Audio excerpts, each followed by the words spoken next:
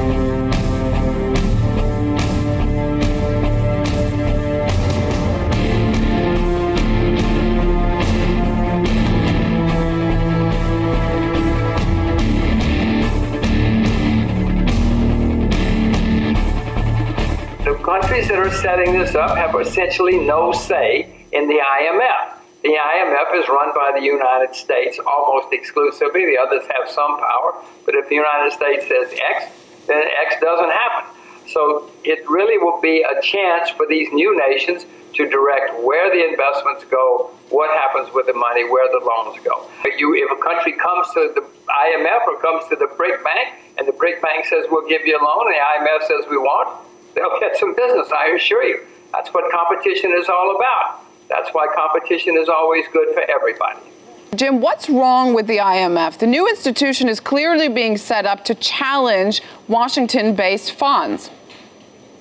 Well, first of all, the IMF has never been right about anything in these. If you go back and read some of their projections over the past few decades, you think, how do these people stay in business? And the only reason they stay in business is because they have great lobbyists who work for the IMF. They get huge salaries for themselves, great benefits.